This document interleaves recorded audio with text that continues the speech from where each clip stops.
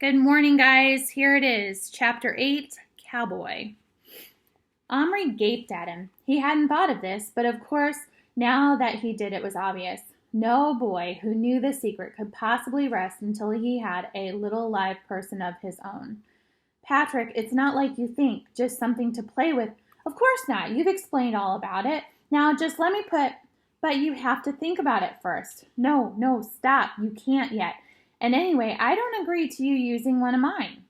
Omri didn't know why he was so reluctant. It wasn't that he was mean. He just knew somehow that something awful would happen if he let Patrick have his own way. But it wasn't easy to stop him. Omri had grabbed him, but he wrenched free. I've got to, he panted. I've got to. He stretched out his hand toward the pile of soldiers again. They struggled. Patrick seemed to have gone a bit crazy. Suddenly, Omri felt the rim of the tin plate under his shifting feet. He shoved Patrick out of the way, and they both stared downward. The plate had tipped. The fire slipped off onto the carpet. Little Bear, with a yell, had leaped clear and was now waving his arms and shouting horrible things at them. His roast meat had disappeared under Omri's foot, which instinctively stamped down on the fire to put it out. He felt a squishy feeling under his shoe. Oh, no. Now look, we've spoiled the meat, he shouted at Patrick. If all you can do is fight, I wish I'd never brought you. Patrick looked mulish. It was your fault. You should have let me put something in the cupboard. Omri shifted his shoe. Underneath was a nasty mess of burned stuff, squash meat, and bent erector set. Little Bear let out a wail. You know great spirit, only stupid boy. Fight, spoil good meat. You feel shame. Maybe we can rescue it.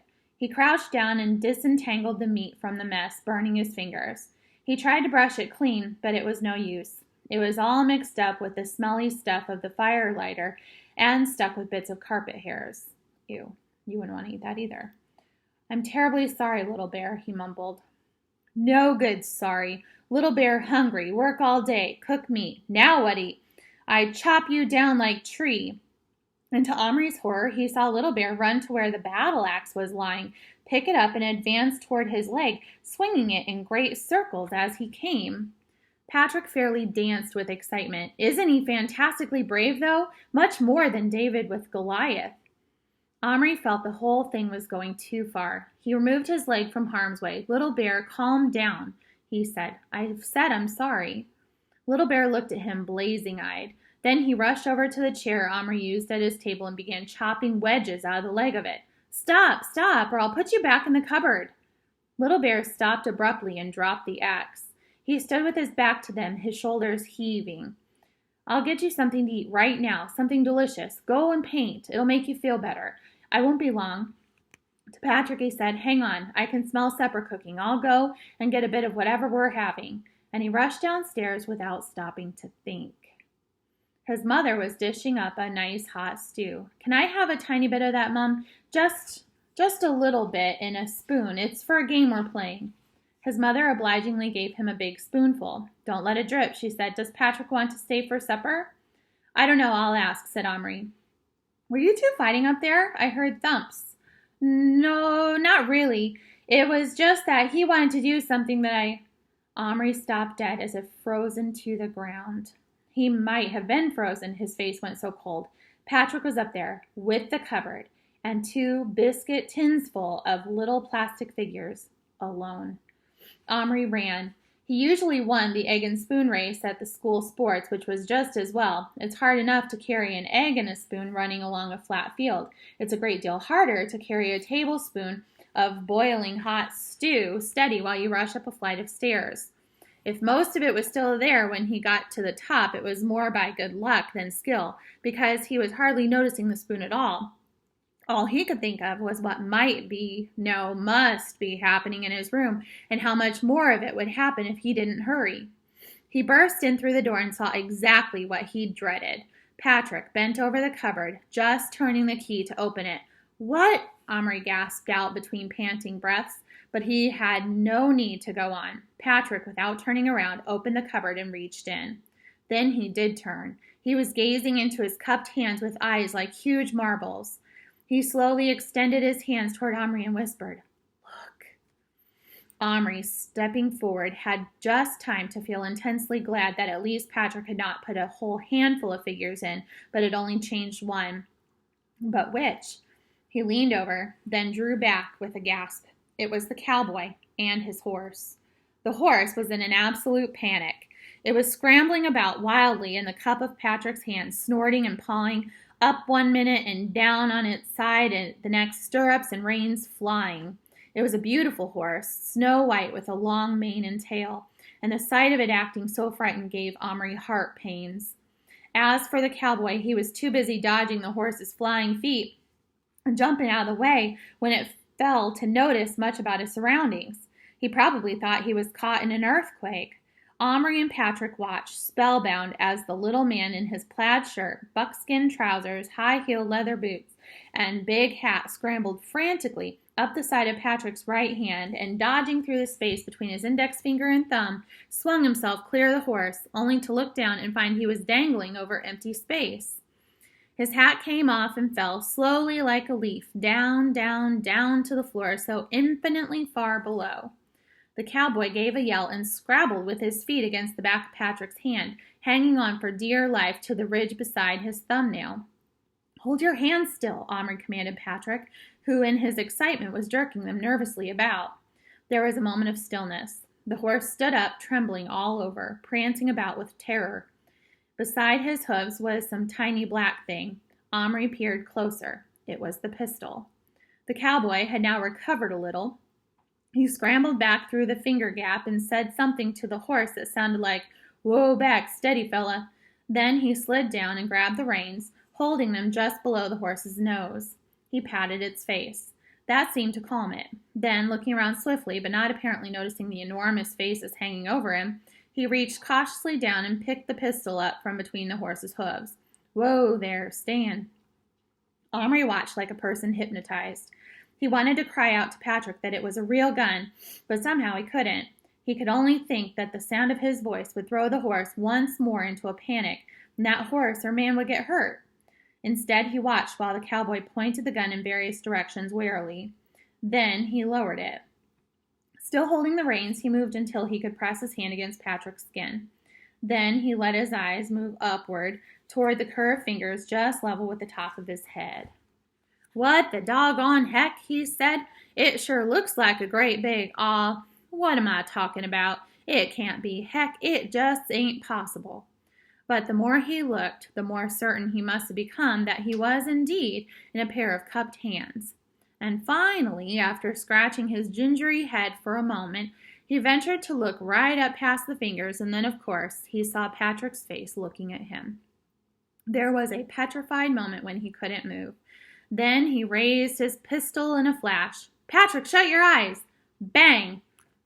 It was only a little bang, but it was a real bang, and a puff of real, gun-smelling smoke appeared.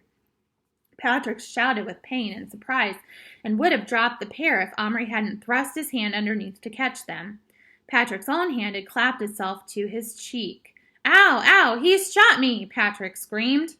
Omri was not much bothered about Patrick at the moment. He was furious with him and very anxious about the little man and his horse. Quickly, he put them down on the bed, saying, like the cowboy himself, "Steady, whoa, I won't hurt you, it's okay." "Ow!" Patrick kept yelling, "it hurts, ow!" "Serves you right, I warned you," said Omri. Then he felt sorry and said, "Let's have a look." Gingerly, Patrick took his hand down. A drop of blood had been smeared on his cheek, and by peering very close, Omri could see something very like a bee's stinger embedded in his skin. "Hang on, I see it. I'll squeeze it out." "Ow!" A quick squeeze between his thumbnails and the almost invisible speck of black metal, which had only just penetrated the skin, popped out. He shot me," Patrick got out again in a shocked voice. "I told you. My Indian stuck a knife in me," said Omri, not to be outdone. "I think we ought to put him back. Your cowboy, I mean, of course, not my Indian." "Put him back where?" Omri explained how the cupboard could change him back to plastic again, but Patrick wasn't having any of that. "Oh, no, I want him. He's terrific. Look at him now." Patrick feasted his eyes admiringly on the little cowboy who, ignoring the giants, whom he clearly thought he must have imagined, was doggedly dragging his horse across Omri's quilt as if he were wading through the dunes of some infinite pale blue desert. Omri reached for him determinedly, but Patrick stepped into his path. "Don't you touch him. I bought him. I changed him. He's mine." "You bought him for me. You said you didn't want him." "Well, the cupboard's mine, and I told you not to use it." "And so what if I did? Anyway, it's done. He's alive now, and I'm keeping him. I'll bash you right in if you try to take him. Wouldn't you bash me if I took your Indian?" Omri was silent. That reminded him. Where was Little Bear? He looked around. He soon spotted him at the other side of the room, busy with his paints. Some beautiful, minute designs showing turtles, herons, and beavers, mainly in red and yellow, had appeared on the side of the teepee Omri had made. As Omri crouched beside him to admire them, Little Bear, without looking at him, said, "You bring food? I very soon die if not eat." Little Bear's a bit dramatic, don't you think? Omri looked around. What had he done with a spoonful of stew? But he soon saw that he'd put it down on the table without thinking. There it sat, tilting slightly and spilling a few drops of gravy, but still steaming. He hurried to get Little Bear's, or rather Action Man's, mess tin. The paper plate had got all soggy, and carefully filled it with the hot, savory stuff. "Here you are." Little Bear stopped work, laid down his paintbrush, and sniffed eagerly. "Ah, good." He sat down cross-legged among the paint lids to eat, dipping some of yesterday's stale bread in as a spoon. "Your wife cook?" "Ah, no." Little Bear forgot. Omri not got wife. He ate ravenously for a few moments and then said, "Not want?" "I'm having mine downstairs in a minute," Omri said. "Mean Omri not want wife," said Little Bear, who was now in a much better mood. "I'm not old enough." Little Bear looked at him for a moment. "No, I see. Boy." He grinned. "Big boy, but boy." He went on eating. "Little Bear want," he said finally, not looking up. "Another wife?" "Chief need wife. Want one beautiful. Good cook." He put his face into the mess tin and licked it clean. Then he looked up. "With Iroquois, mother find wife for son. But Little Bear mother not here. Omri be mother and find." Omri couldn't quite see himself as Little Bear's mother, but he said, "I might try. I think there were some lady Indians and Yaps. But what if I get one and make her real, and then you don't like her?" "I like. You get. Tomorrow." Little Bear grinned at him happily, his face smeared with gravy.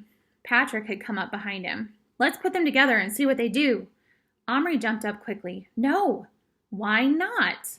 "You idiot, because yours has got a gun and mine's got a bow and arrow, and one of them's sure to kill the other."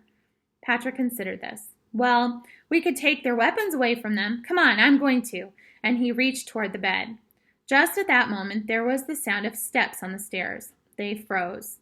Then Omri swiftly moved the dressing-up crate enough to hide Little Bear, and Patrick sat down on the end of the bed, masking the poor cowboy who was still toiling along over the bumps in the quilt.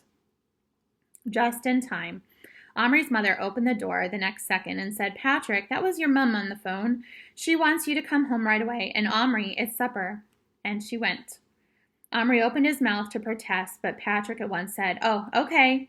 With one quick movement, he had scooped up Cowboy and horse in his left hand and thrust them into his pocket. Omri winced. He could easily imagine the horse's legs being injured by such rough treatment, not to mention the matter of fright. But Patrick was already halfway out the door. Omri jumped up and grabbed his arm. "Patrick," he whispered, "you must be careful. Treat them carefully. They're people. They're alive. What will you do with them? How will you hide them from your family?" "I won't. I'll show them to my brother. Anyway, he'll go out of his mind." Omri began to think he might go out of his. He shook Patrick's arm. "Will you think? How are you going to explain? What will happen? If you say you got him from me, I'll do worse than bash you. You'll ruin everything. They'll take the cupboard away." That got through to Patrick at last. He put his hand slowly back into his pocket. "Listen then, you can look after them, but remember, they're mine. If you put them back in the cupboard, I'll tell everyone. I'm warning you, I will. Bring them to school tomorrow." "To school?" cried Omri aghast. "I'm not bringing Little Bear to school." "You can do what you like about Little Bear. He's yours. The cowboy's mine, and I want him at school tomorrow. Otherwise, I'll tell." Omri let go of his arm, and for a moment they looked at each other as if they'd been strangers. But they weren't strangers. They were friends. That counts for a lot in this life. Omri gave in. All right, he said, I'll bring them. Now give them to me, gently. And Patrick brought man and horse out of his pocket and tipped them very carefully into Omri's waiting hand. Now, I don't know about you, but every time I read this book, when I read this chapter, and I think about Omri and Patrick's friendship and how Patrick acts and how Omri reacts, I'm always surprised. And I see a big difference between the boys. So I'm wondering what difference you see between the boys. So here's what I'd like you to do. I would like you to compare and contrast the two boys. I want you to tell me how Omri is different than Patrick specifically, and which one you would choose to be friends with. Would you be friends with Patrick? He basically threatened his friend, right? He gave him an ultimatum, which means you do this or else. So I want you to tell me about the boys. Tell me how they're alike. Tell me how they're different. And then tell me what you think about how Patrick reacted, how he acted toward his friend, and which one you would be friends with and why. All right? Have a great day, and I will see you tomorrow.